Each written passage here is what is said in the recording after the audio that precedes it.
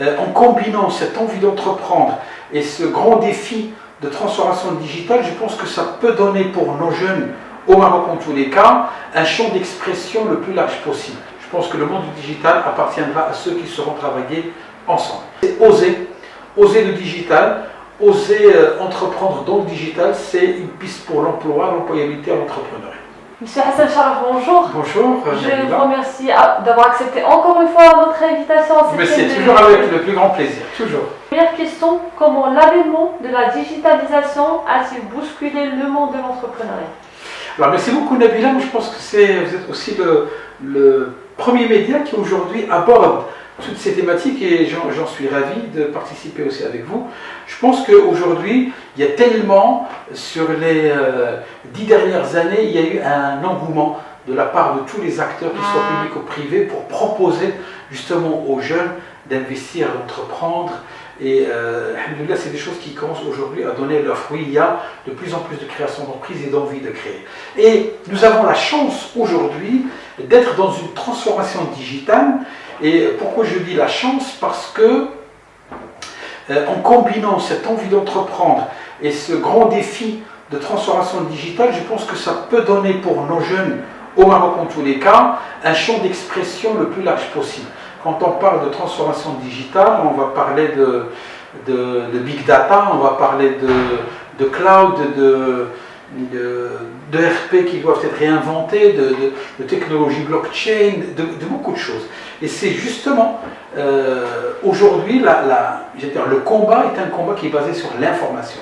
Toute entreprise, tout gouvernement, tout pays qui a la maîtrise de l'information, la maîtrise de ces blocs de données qu'il faut analyser, aura peut-être une longueur d'avance sur les autres. Donc pour moi, la digitalisation, le souci de digitaliser au max, que ce soit les services publics, les services privés, les services à la personne, est un champ aujourd'hui qu'il faut investir pour les jeunes entrepreneurs. Et il y a tellement d'expériences. Hier, j'avais assisté à un forum africain pour les leaders et les entrepreneurs où on a présenté plusieurs startups marocaines basées en Afrique et qui ont entrepris, que ce soit dans la vélo à base de digital, dans le transport en commun avec des applications en ligne pour pouvoir géolocaliser des transporteurs, la distribution de certaines denrées agricoles et alimentaires qui sont suivies sur Internet pour les acheminer entre agriculteurs et consommateurs. Et donc tout ça,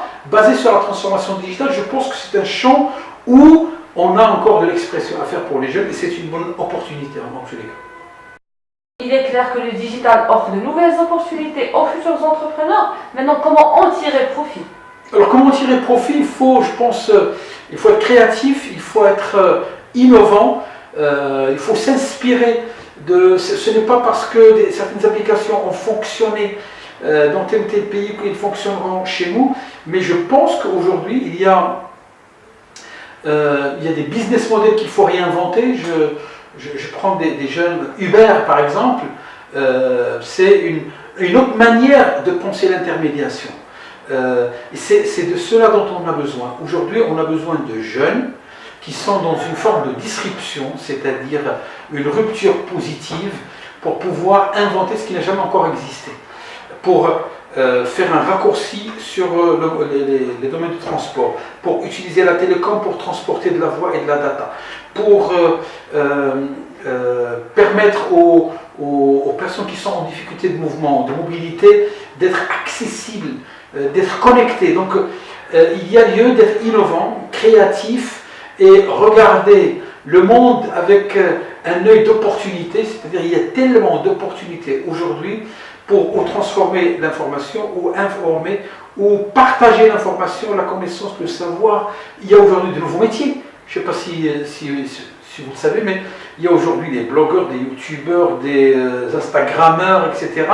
Des métiers qui n'existaient pas auparavant. Et quand je dis en tirer profit, c'est innovation, créativité et intelligence collective. Je pense que le monde du digital appartiendra à ceux qui sauront travailler ensemble. Et il faut qu'il y ait aussi des écosystèmes favorables. Je prends un exemple simple. Le Technopark de Casablanca, c'est un écosystème favorable aujourd'hui à ce qu'il y ait un brassage de connaissances et de compétences entre plusieurs startups, des compétitions, des des business games, des hackathons, tout ça, pour moi, permet de créer cette grande dynamique, cette grande bulle pour générer justement des business models nouveaux et faire du digital un levier pour l'entrepreneuriat et vice-versa. Donc, quelle place pour la formation et l'accompagnement dans ce sens?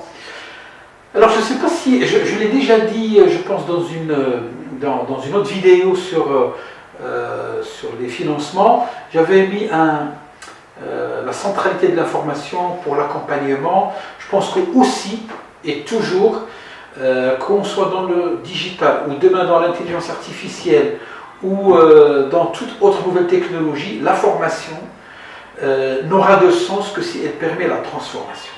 Si on veut investir dans le digital, il faut qu'on comprenne les mots-clés du digital, les codes du digital, les process du digital, comment développer des applications, comment vendre sur Internet, comment commercer sur Internet, quelles sont les habitudes des consommateurs en ligne, c'est aussi quelque chose qu'il faut savoir. Le marketing en ligne, et tout ça, il faut le comprendre. Et je pense que pour cela, il y a un besoin de se faire accompagner parce que, encore une fois, je ne pense pas que le digital, ça s'improvise, le digital, ça s'apprend. Pour entreprendre, il faut aussi se former et il faut pouvoir transformer. Une des clés de ce monde digital, c'est l'agilité et la relation client. L'agilité, c'est on ne fait pas quelque chose sur 5 ans et après on va le mettre sur le marché et on va attendre quelle serait la réaction du client. On est en train de faire avec le client et cette agilité, c'est aussi quelque chose qui agit sur le mindset, d'où besoin de formation et d'accompagnement. Moi, je pense que pour les jeunes, le digital, c'est une opportunité pour améliorer leur employabilité, pour être prêt à de nouveaux emplois qui vont apparaître et pour entreprendre et créer des entreprises. Donc aujourd'hui, le digital n'est pas uniquement une opportunité pour créer uniquement des entreprises, mais c'est les trois à la fois pour créer de l'emploi, de l'employabilité et de l'entrepreneuriat. Il est aussi possible pour des jeunes, et ça c'est très important à souligner, aujourd'hui il y a des plateformes de recrutement qui ne recrutent plus sur la base du diplôme, qui recrutent sur la base de nombre d'années de développement informatique. Que vous soyez Bac plus 25 ou Bac moins 12, si vous avez la possibilité de développer des applications sur Internet, vous êtes déjà repris et vous pouvez déjà être recruté au sein d'une entreprise. Il y a aussi le statut d'entrepreneur qui permet aux jeunes de créer des entreprises, de développer des applications, de commercer sur Internet sans pour autant avoir toute la lourdeur administrative de création. Donc, si j'ai un conseil, un seul, c'est oser le digital, oser entreprendre dans le digital, c'est une piste pour l'emploi, l'employabilité et l'entrepreneuriat.